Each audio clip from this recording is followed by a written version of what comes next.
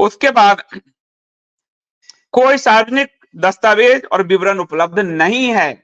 अब सुधीर चौधरी के कैरियर्स को सबसे पहले किसी ने एक्सपोज किया था तो वो साजिश की कहानी तथ्यों की जुबानी में संदीप देव नाम के पत्रकार थे जिन्होंने एक्सपोज किया था।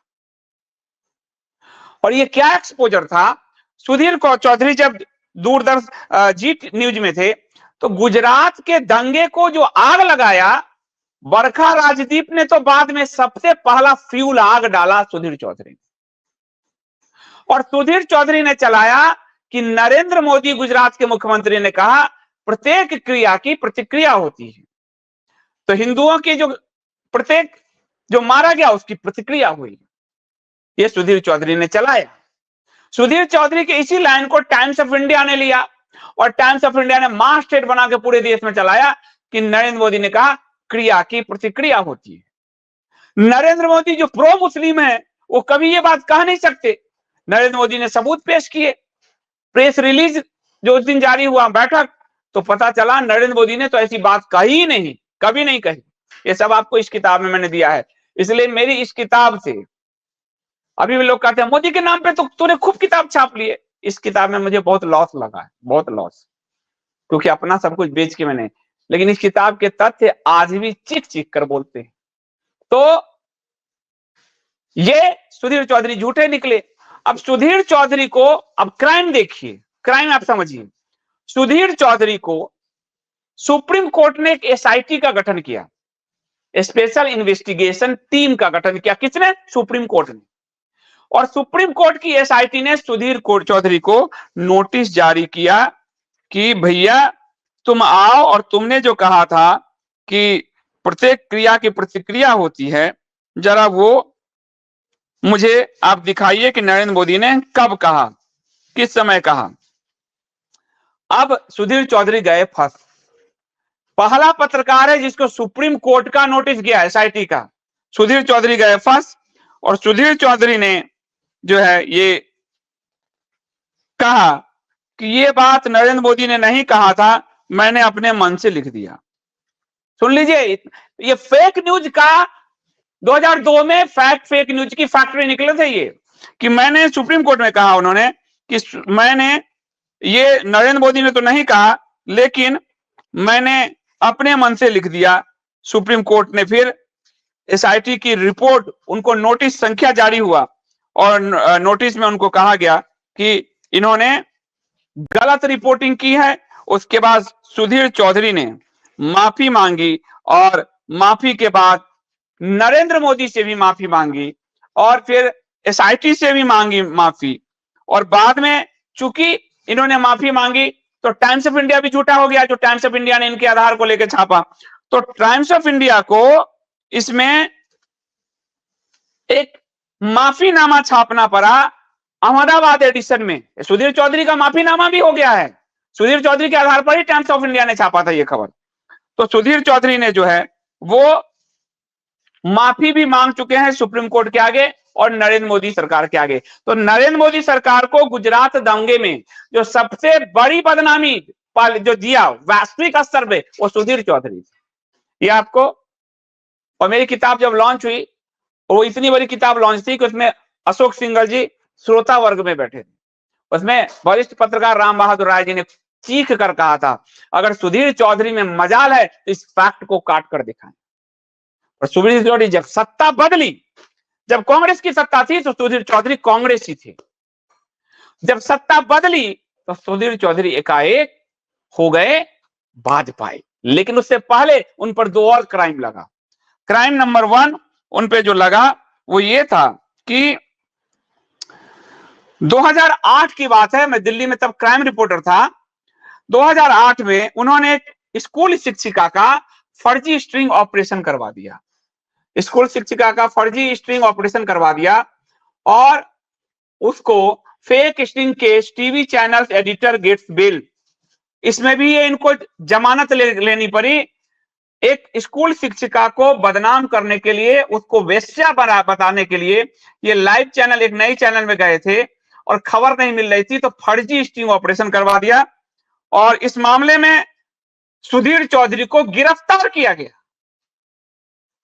सुप्रीम कोर्ट का, एसआईटी का तो देखा, आपने देखा नरेंद्र मोदी के खिलाफ जो खबर फर्जी चलाई।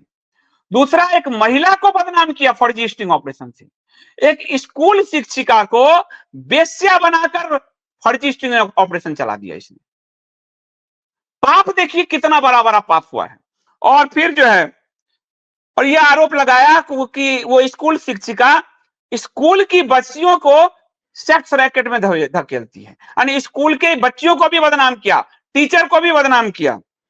और उसके बाद उस समय ये लाइव इंडिया के संपादक थे, तब ये लाइव इंडिया में आए थे, और फिर ये गिरफ्तार कर लिए गए क्योंकि पूरी खबर झूठ निकली, पूरी खबर ही झूठ निकली। गिरफ्तार किए गए। गिरफ्तार करने के बाद जो है आपको उस चैनल को प्रतिबंधित कर दिया गया, चैनल ब्लॉक हो गया, चैनल प्रतिबंधित हो गया, एक महिला और स्कूल के बच्चियों का जीवन खतरे में डालने के लिए कुछ दिन तक वो चैनल को प्रतिबंधित कर दिया गया, वो एयर नहीं हो सकता था। और उसके बाद सुधीर चौधरी को जेल में डाल दिया गया। बाद में सुधीर चौधरी जो है आपको बेल पर रिहा हुए। क्रिमिनल, तो क्रिमिनल नंबर 1, गुजरात में दंगे में हिंदू मुसलमान बढ़ाया और गुजरात के तत्कालीन मुख्यमंत्री को बदनाम किया, नरेंद्र मोदी को, और इंटरनेशनल स्तर पर गुजरात में हिंदुओं को बदनाम किया। पहला क्राइम। क्राइम नंबर 2, एक महिला शिक्षिका और स्कूल के बच्चों को बदनाम किया कि सेक्स रैकेट स्कूल में चलता है। फर्जी खबर साबित हुई, चैनल बैन हुआ कुछ दिन तक और इस जेल गया। देखिए नरेंद्र मोदी सरकार इस कार्यकाल में कैसे भ्रष्टाचारी और अपराधियों को बढ़ा रही है, आप इस बात को समझिए। या ये जेल गए हुए हैं, बेल पर हैं। और उसके बाद तीसरी खबर आई जिंदल घूस कांड, वो अभी वीडियो भी आपको दिखाऊंगा। जिंदल घूस कांड, तिहाड़ जेल में ये रहे, ये देखिए, Zee news editor sent to Tihar jail. इसमें कांग्रेस के नेता थे नवीन जिंदल, जो अब भाजपा नेता हो गए। क्या क्या कहानी होता है, हम और आप सिर्फ लड़ते रहते हो, कहानी देखो। और नवीन जिंदल और ये थे तब जी टीवी में, जी टीवी के जो मालिक है सुभाष चंद्रा और नवीन जिंदल, दोनों हरियाणा से आते हैं। दोनों में ईगो की लड़ाई, दोनों के बाद बिजनेस की लड़ाई। और उस बिजनेस की लड़ाई में नवीन जिंदल के खिलाफ इन्होंने कुछ फर्जी खबर चलाई। फर्जी खबर चलाई तो नवीन जिंदल टीम का हाथ मानने वाली थी, इनको बुलाया और दोनों के बीच डील हुई 100 करोड़ का। और 100 करोड़ की डील वो पूरे कैमरे पर कैद हो गई। अब वो कैमरे पर जो कैद हुई, वो जो लास्ट में डालो वीडियो, जरा डालो जरा मिंटू, वो आपको मैं कैमरे पर जो कैद हुई वो वीडियो आपको मैं सुनाता हूं, जरा ध्यान से सुनिए आप, कि आपको लगेगा कि भारत में ऐसे पत्रकारों के फॉलोअर्स हैं, पूजे जा रहे हैं, और उनको सरकार 15 करोड़, और ये 15 करोड़ सरकार के बाप का नहीं है। मोदी सरकार अपने नाना के यहां से नहीं लाई, दूसरों को तो कहते हैं नाना के यहां से लाए, अपने दादा के यहां से ये सरकार नहीं लाई। ये पैसे हमारे और आपके टैक्स का है, क्योंकि दूरदर्शन सरकारी चैनल है, हमारे टैक्स से चलता है। हमारे मेहनत की कमाई को एक आपराधिक चरित्र के व्यक्ति पर उड़ाया जाएगा, 15 करोड़ दिया जाएगा, आप समझिए। अब इनका ये देखिए आप, ये सुनिए आप जरा ध्यान से।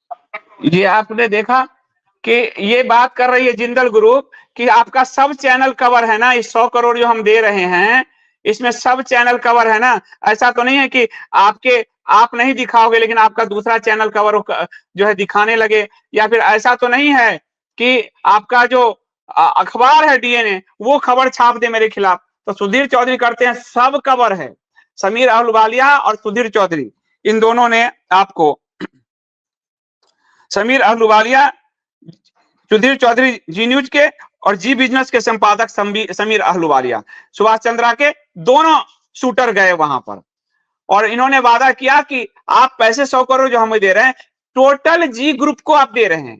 तो जी ग्रुप का डीएनए अखबार उसमें भी नहीं छपेगा। जी बिजनेस, जी न्यूज, जी धेन पेंट केन, सब में किसी में नहीं छपेगा खबर। और ये 100 करोड़ रुपए की रिश्वत पकड़ी गई ऑनलाइन, पूरा कैमरे के आगे। और उसके बाद सुधीर चौधरी तिहाड़ जेल गए। तिहाड़ जेल जाते हुए फोटो भी मैं आपको दिखा देता हूं। तिहाड़ जेल जाने का फोटो भी आपको मिलेगा अभी। ये रहे सुधीर चौधरी ये तिहाड़ जेल जाते हुए। देख लीजिए आप, आपके पैसे, आपके टैक्स के पैसे कैसे किन लोगों पे उड़ाए जा रहे हैं, ध्यान से देखिए आप।